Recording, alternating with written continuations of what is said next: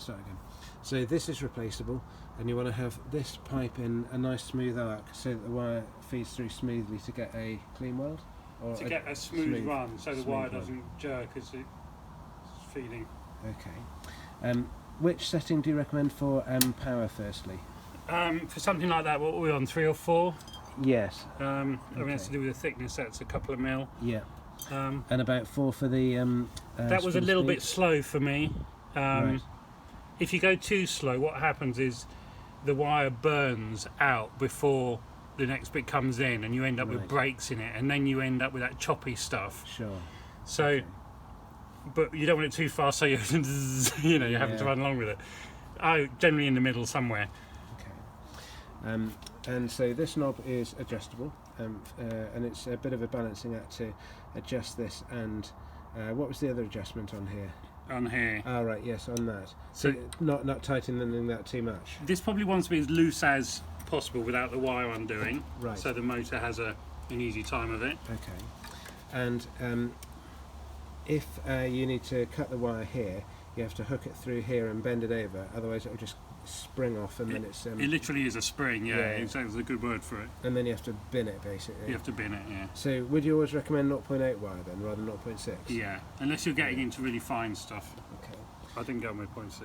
So if I did go for 0.6, do I undo this too? Open that up. The other one won't go anymore. Take it right off? No, just flick it up. Right, okay.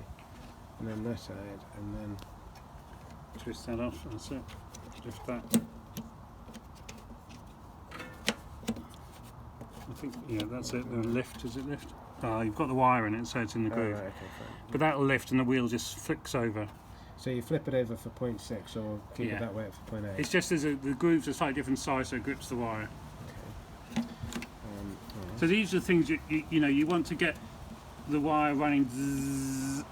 If it's not smooth, then you need to fiddle with these things. But the other thing I found is that to do with the gearing of the wire, when the spool starts getting empty, the flow's not as smooth, because I think it's having to rotate more for each foot of wire. Sure. And I've ended up probably chucking these away before they're empty. Right. It gets a bit gnarly as it gets down. Okay. All right. Anything else in here? No, just I mean you can keep tips in here and stuff. I'm never sure those clips. I think they're probably pipe clips, aren't they? Right. Okay. What type of gas does it take? Right, that's a good question. So for steel, CO2 is your good basic, and that's why I say if you can get hold of old fire extinguishers, then you can get the adapters off eBay, and that's a cheap way to buy that stuff. And you refill that yourself? No, this is disposable. I see, right, okay. That's also CO2. Yeah. For steel, CO2 is fine. Maybe with a splash of argon in it makes it a bit cleaner. I don't know. I tend to weld with a bit of argon. Okay. Sorry, what do you weld with argon? You get a mix. So this is a 5% argon. Oh, I see. Okay, right. And just use some grippers to turn the thing. Turn that on, to about the halfway point normally. About the halfway. Yeah. Yeah. Okay. And where do you get replacement cylinders from of that size? Halfords, Screwfix, those sort of places really commonly available, as are the tips and the shrouds. And Hobby Weld as well. Do you use them at all? Yeah. Well, they do these things. Right, the big ones. Yeah, and I got that from one guy. The pure argon came from Bicester Heritage. Right. Company on there, Hobby Weld, looked them up. They're on Bicester Heritage, are they? Yeah. I didn't know that. Well, not Hobby Weld, not based there, but there's an agent. Oh, okay, right. Okay.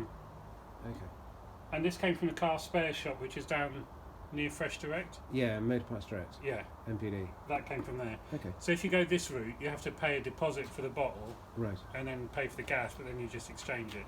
Sure. And it's like 40 quid to exchange. Hi, Chris. How are you doing? Exchange of that. Okay. Oh, that's good. Yeah. But CO2 fire extinguishers is a good way forward. If you don't need the argon component. Yeah. Nothing wrong with extinguishers. Okay. Great. Well, thanks. And you pick them up. There is just an adapter because I think on the extinguisher is female and you need a male or something for the regulator. Right. All right. Anything else I need to know about it, do you think? No, it's a good machine. I've been very happy with it.